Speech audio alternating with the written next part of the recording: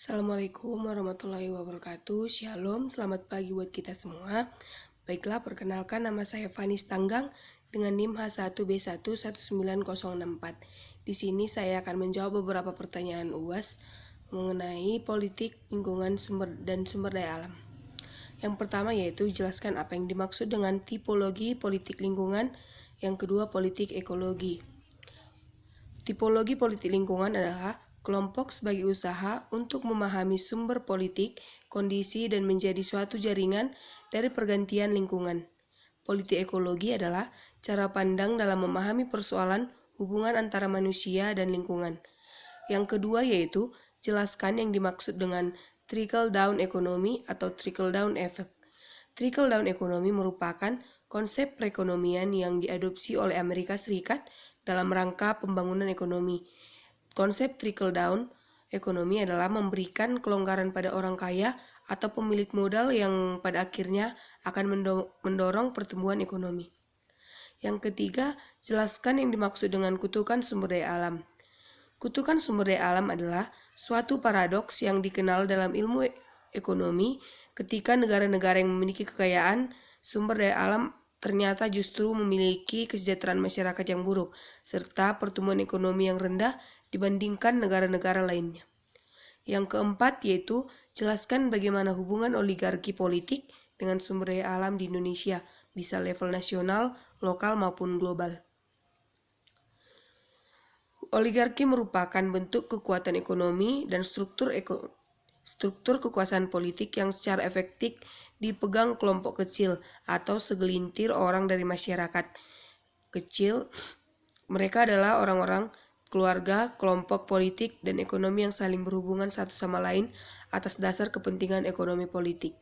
Tujuannya yaitu untuk mengontrol dan menentukan kebijakan guna memperbesar pengaruh maupun keuntungan finansial mereka sendiri. Oligarki bercita-cita menyesuaikan dan mengamankan sumber daya alam yang dimiliki dan dibutuhkan, memaksimalkan keuntungan di semua bidang yang menguntungkan bagi mereka. Pada saat bersamaan mereka mau mengontrol masa kini dan masa depan masyarakat melalui kepemimpinan politik serta ekonomi dengan berbagai cara. Contohnya perkebunan kelapa sawit yang juga mulai berkembang biak di era Orde Baru. Setelah pemerintah mendorong perkembangannya melalui perkebunan milik negara, wilayah perkembangan milik negara Sumatera meningkat menjadi 176 hektar pada 1967. Kalimantan dijadikan sasaran utama berikutnya bagi perkembangan perkebunan, dan pada pertengahan 1980-an mengalami peningkatan pesat dalam jumlah perkebunan kelapa sawit hingga mencapai 600 hektar pada rezim Soekarno jatuh. Semasa periode ini, para konglomerat terkaya di Indonesia berbondong-bondong mengalami peningkatan kekayaan, termasuk beberapa keluarga yang sampai saat ini masih menguasai sebagian sektor kelapa sawit seperti mendiang Lim Sio Leong atau pendiri grup Salim, mendiang Eka Tipta Wijaya, pendiri Sinarmas, serta Sukanto Tatono, pendiri grup RGE. Baiklah, selanjutnya yaitu pertanyaan nomor 5. Apa perbedaan antara ekosentrisme dan antropisme? Perbedaan antroposentrisme adalah pandangan atau keyakinan bahwa manusia lebih unggul dari semua organisasi lain. Pemahaman ini sering muncul pada etika lingkungan. Lingkungan diperlukan untuk keberadaan manusia. Beberapa juga berpendapat bahwa antroposentrisme adalah bagian dasar dari sifat manusia karena manusia selalu menggunakan sumber daya alam, baik itu tumbuhan dan hewan, untuk keuntungan dirinya sendiri. Sedangkan ekosentrisme adalah pemikiran yang mementingkan ekosistem secara keseluruhan.